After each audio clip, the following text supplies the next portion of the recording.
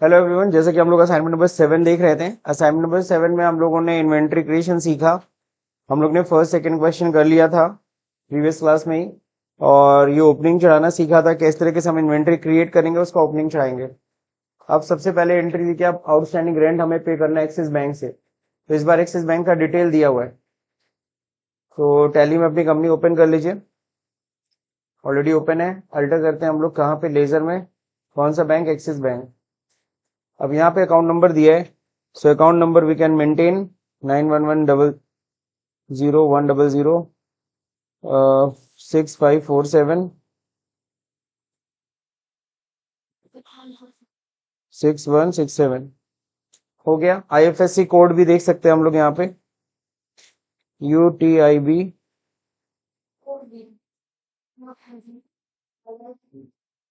Swift code देना नहीं है, बैंक नेम देना नहीं है, ब्रांच क्रॉस स्मॉल ब्रांच।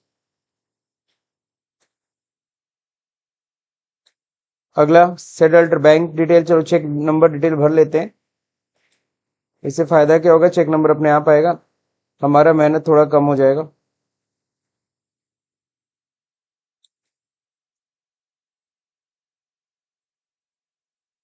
बीस चेक का बना देते हैं। कौन से बैंक अकाउंट का है? करंट अकाउंट है ना। That's it. कंट्रोल ए हो गया सर। इतना मेंटेन करने के बाद अब हम लोग आउटस्टैंडिंग रेंट का पेमेंट करेंगे। आउटस्टैंडिंग रेंट वैसे भी दिख रहा है यहाँ पे 5000 ही चेक कटा है, और अगर नहीं भी दिया होता तो वैसे भी हम लोग वाउचर में जाते। किस दिन का पेमेंट है? 1 अप्रैल का। तो यहाँ पेमेंट में ओ प्रेस करिए, आउटस्टैंडिंग रेंट आ जाएगा। वहां देखिए बैलेंस दिख रहा है, कितना देना है? 5000। यहाँ पे 5000 का हम लोग पेमेंट करेंगे, और किससे करेंगे? एक्सिस बैंक से। यहाँ पे देखिए चेक नंबर अपने आप आ रहा है ना, चेक नंबर अपने आप। अब किसके नाम पे चेक काटा गया है? चेक काटा गया प्रशांत कुमार साही, ठीक है ना। That's it. Being payment made, तो कॉमन नरेशन लिख रहे हैं बीइंग पेमेंट मेड। अब क्या है, ये तो हो गया पेमेंट की एंट्री। इसमें कोई डाउट किसी को? नेक्स्ट अगला है 4th number, adjust prepaid telephone bill. तो पिछले साल ऑलरेडी हमने एडवांस दे रखा था इस महीने का खर्चा, तो अभी इस खर्चा हमने हुआ, जो खर्चे का बिल आया 5000 रुपये, ये तो हमने पहले ही पे कर दिया था, तो दोबारा पे तो करेंगे नहीं, बस एडजस्ट होगा। तो एडजस्टमेंट की एंट्री होती कहाँ पे? जर्नल में F7, डेट सेम रखना है। यहाँ पे हमें दिखाना टेलीफोन एक्सपेंस, तो टेलीफोन एक्सपेंस का लेजर नहीं बनाए, तो हम लोग टेलीफोन एक्सपेंस का लेजर बनाएंगे। ये होगा हमारा इनडायरेक्ट एक्सपेंस। कितना हमें देना है? 5000। और इसको प्रीपेड को हम लोग खत्म कर देंगे। देखो प्रीपेड नील हो गया, प्रीपेड जो पहले से पड़ा हुआ था ओपनिंग वो खत्म। नरेशन क्या लिखेंगे? बीइंग एक्सपेंस एडजस्टेड, मतलब टेलीफोन एक्सपेंस एडजस्टेड। तो ये हो गया सब। ये जैसे ही किया, अब ये देखो हमारा टेलीफोन एक्सपेंस 5000 रुपये PL में दिखने लगेगा, प्रॉफिट एंड लॉस अकाउंट। अब देखो यहाँ पे PL में हमारा क्या होने लगा, PL में हमारा टेलीफोन एक्सपेंस 5000 रुपये दिखने लगा, क्योंकि हमने इसको खर्चे में दिखा दिया। नेक्स्ट क्या है, अगला वाउचर किस चीज का है? Prepaid loan of uncle. Loan of uncle हम लोग पे कर रहे हैं, है ना, 2 अप्रैल को। तो ये रीपेड मतलब वही पेमेंट हो रहा है, तो पेमेंट में चले जाएंगे। किस डेट में हो रहा है? 2 अप्रैल। तो पेमेंट मोड में पहले आइए, और F2 करके डेट 2 अप्रैल कर लीजिए। हम लोग लोन फ्रॉम अंकल हम लोग चुका रहे, कितना अमाउंट चुका रहे? 5 लाख का लोन था, 50,000 रुपीज अभी हम लोग पे कर रहे हैं। किस बैंक से? एक्सिस बैंक से। एंटर करेंगे, चेक डिटेल सब आ ही गया अपने आप। किसके नाम पे? यहाँ पे नाम दिया है, किसका हम लोग पेमेंट कर रहे हैं? विजय।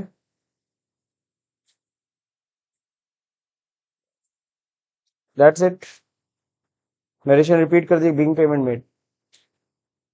तो ये हम लोगों ने पेमेंट कर दिया, चेक नंबर भी सही जा रहा है, कहीं कोई दिक्कत नहीं। अब चलिए देखते हैं आगे। छठवां क्वेश्चन क्या है, repaid loan from HDFC bank भी चुका दीजिए 1 लाख रुपए। सेम उसी पैटर्न पे एंट्री होनी है, बस डेट ध्यान रहे 1 मई को होना है, तो डेट का ख्याल रखिएगा 1 मई। इस बार लोन फ्रॉम HDFC हम चुका रहे हैं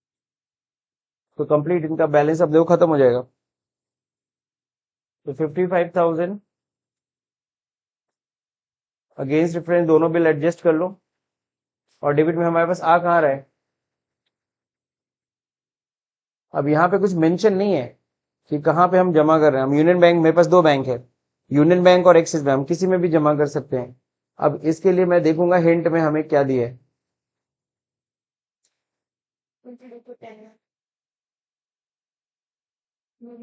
कह रहा अभिजीत से लेकर यूनियन बैंक में जमा कर देना। ठीक है, हिंट मिल गया। तो हमें क्लियर है कि ये पैसा कहाँ जमा करना है, यूनियन बैंक में। तो 55,000 यूनियन बैंक में आ गया। चेक नंबर, चलिए चेक नंबर देखते हैं।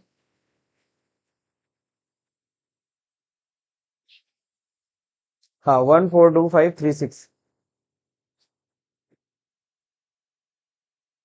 ठीक है ना।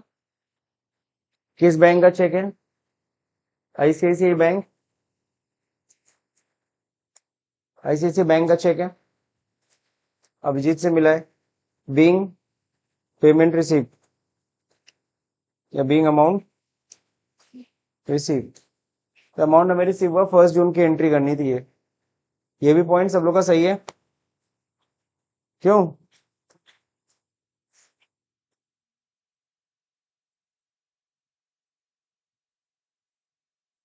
अगला क्या है, amount receive from party, again same है। इस बार किससे मिल रहा है, चंदन ब्रदर्स से। ठीक है, पूरा अमाउंट ले रहे हैं चंदन से, 35,000। डेट अलग है, 2 जून।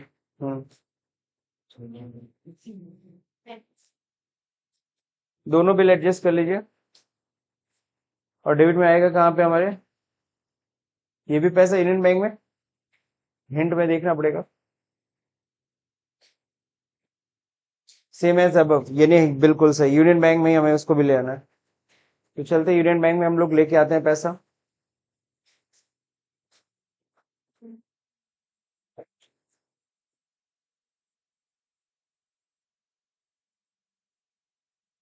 इंस्ट्रूमेंट नंबर, चेक नंबर क्या है, 983562। किस बैंक का चेक है,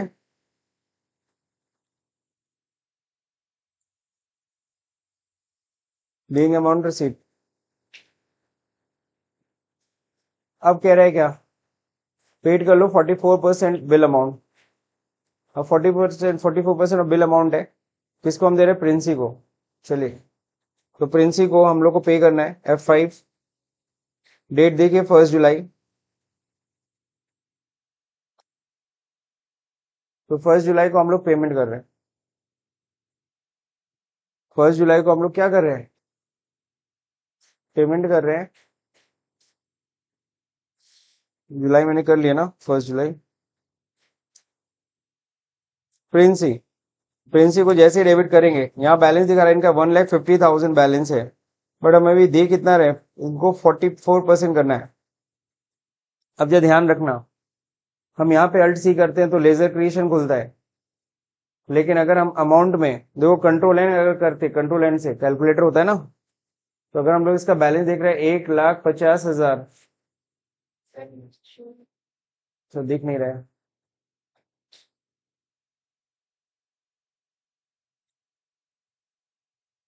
ये क्या आ रहा है,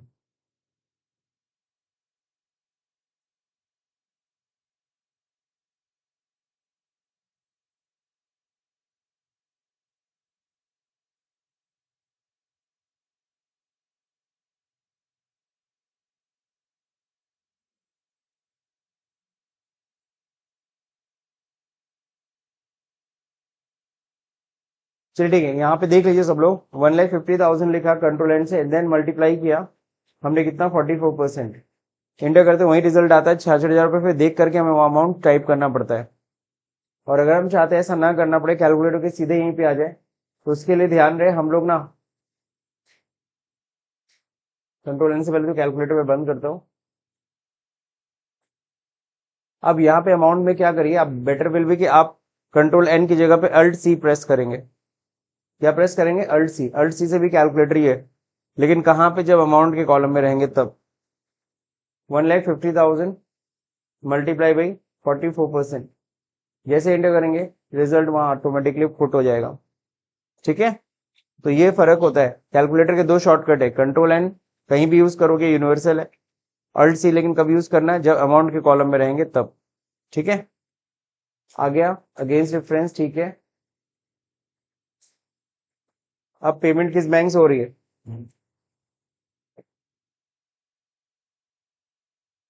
तो यूनियन बैंक से हम लोग पेमेंट कर देंगे।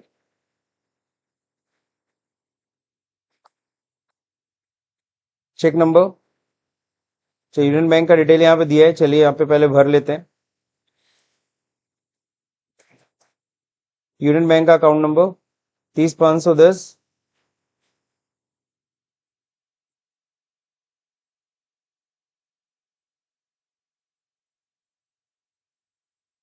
20 20 दो बार हो गया ना।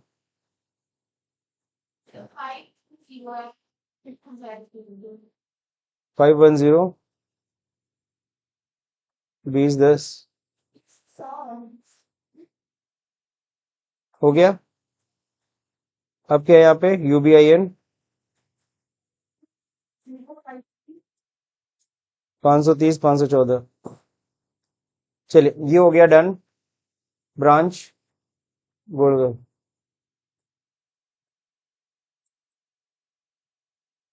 चेक डिटेल नहीं भर रहे हैं, जाने दो, मैनुअली फीड कर लेंगे, ज्यादा है नहीं यूनियन बैंक से पेमेंट। तो चेक नंबर यहाँ पे क्या है? 221001, यही है cheque number.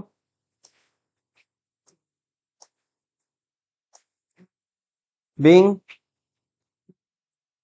Payment made, narration वही रिपीट कर देते हैं, ज्यादा अच्छा रहेगा।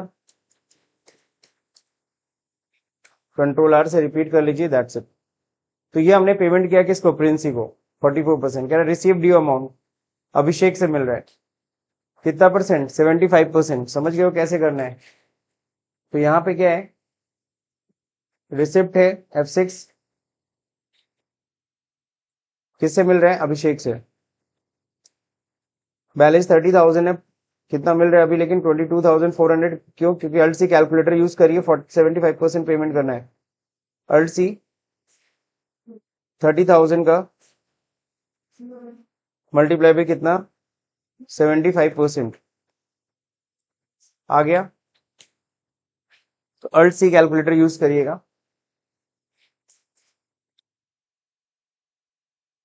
किस बैंक में हमारे आ रहा है? अब ध्यान रहे, ये जो चेक, ये कैसे आ रहा है? कैश आ रहा है, कैश हो गया। नरेशन क्या लिखेंगे? बीइंग अमाउंट रिसीव, वही सेम नरेशन। तो हम लोग ने ये एंट्री कर दिया। मैंने एंट्री जो देखिए किस दिन किया है, 1 जुलाई को कर दिया। इस एंट्री को कब होना था? 2 जुलाई। तो ध्यान रहिए, 2 जुलाई करके फिर से मैंने एक्सेप्ट कर लिया, डेट गड़बड़ हो गई थी। ठीक, नेक्स्ट क्या है? परचेज करना है फर्नीचर। रमा फर्नीचर से परचेज कर रहे हैं 2 एग्जीक्यूटिव चेयर, 4,000 8,000 का सामान है ना। अब यहाँ पे देखना ये कैश है कि क्रेडिट है। तो नॉर्मली ये दिख तो रहा है क्रेडिट, लेकिन अगर आप यहाँ पे जाएंगे हिंट में तो आपको दिया हुआ है ये फर्नीचर कैसे परचेज किया गया है? कैश परचेज किया गया है। तो हम लोग जाएंगे F5।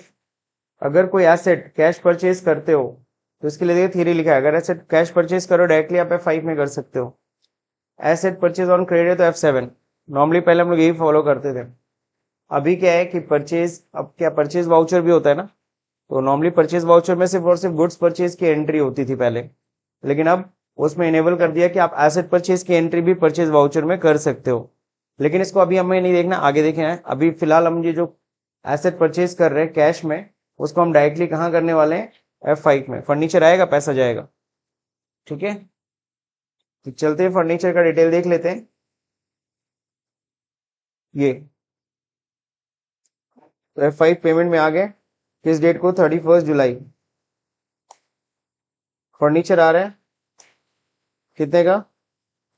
8,000। और कैश जा रहा है बीइंग क्या खरीदे हैं? 2 पीस कौन सा chair? Executive chair purchase at the rate 4000। तो इस तरह से हमने नरेशन मेंटेन कर लिया, क्योंकि ऊपर तो लिख नहीं रहा है क्या खरीदे हैं, तो नरेशन में आप मेंशन कर दोगे तो ये क्लियर रहेगा कि हमने क्या खरीदा है।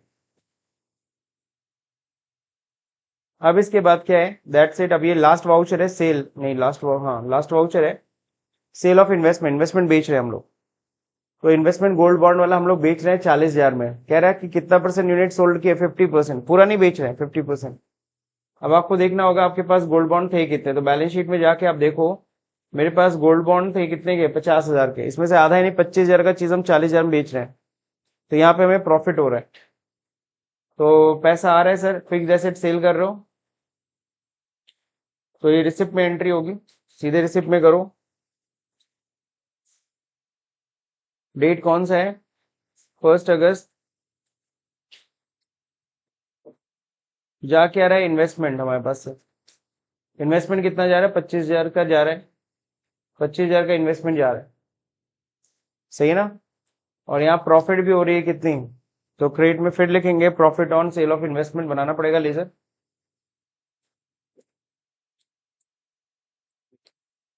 सेल ऑफ एसेट लिख देते हैं। कितना ये किस में आएगा? Indirect income. कितना प्रॉफिट हो रहा है? और हमारे हाथ में पैसा कितना आ रहा है? कैश आ रहा है, नेफ्ट, नेफ्ट से पैसा आ रहा है। और किस बैंक में आ रहा है? कुछ दिया नहीं है, अगेन हिंट देखना पड़ेगा किस बैंक में आ रहा है। तो बैंक में आ रहा है एक्सिस बैंक में, ठीक है। तो यहाँ पे हो जाएगा एक्सिस बैंक, 40,000 रुपीज आ रहा है। यहाँ पे किससे आ रहा है? नेफ्ट से आ रहा है, तो नेफ्ट की जगह यहाँ पे क्या है? ई फंड ट्रांसफर कर लीजिएगा, और इंस्ट्रूमेंट नंबर की जगह क्या लिख देंगे? नेफ्ट, ठीक है। यहाँ पे भी ऑप्शन है नेफ्ट का, दिख रहा है ना, ट्रांसफर मोड, वही नेफ्ट है, नेफ्ट ले लीजिए, ई फंड ट्रांसफर। देन नरेशन में क्या है? बीइंग 50% गोल्ड बॉन्ड सोल्ड, है ना? तो 50% गोल्ड बॉन्ड हमने क्या कर दिया? बेच दिया। तो इस तरीके से हमने टोटल एंट्री करनी थी। अब जाते हैं profit and loss account check करते हैं। तो प्रॉफिट एंड लॉस अकाउंट में हमारा लॉस आएगा कितने का? 5,000 का। तो ये रिपोर्ट आप लोग मैच कर सकते हैं। रेंट यहाँ दिखना चाहिए 10,000, टेलीफोन भी 10,000, और प्रॉफिट ऑन सेल दिखना चाहिए 15,000। फाइनली लॉस है 5,000 का। अब बैलेंस शीट देखेंगे, बैलेंस शीट आपका आ रहा है 20,74,000, है ना? अब यहाँ पे ये सारे फिगर्स आप लोग मैच करा सकते हैं। यहाँ आउटस्टैंडिंग वेजेस स्टिल है, लेकिन आउटस्टैंडिंग रेंट खत्म हो गया, ठीक है। तो ये चीज आपको मैच करा लेना। अब इंपॉर्टेंट चीज क्या होती है इसके बाद? ये रिपोर्ट वाला सेक्शन, है ना? तो ये रिपोर्ट्स आप लोग खुद से बना सकते हैं। 15 नंबर वाले में है क्या? आपने एसेट बेचा है, तो उसकी एंट्री क्या होगी?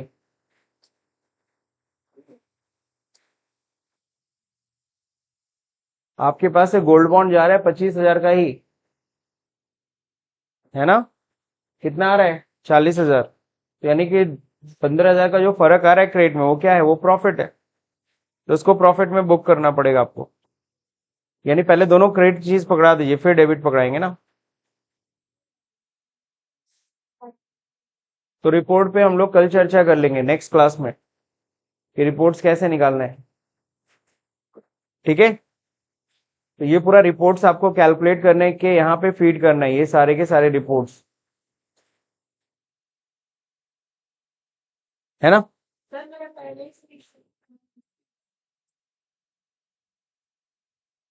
So that's it for today.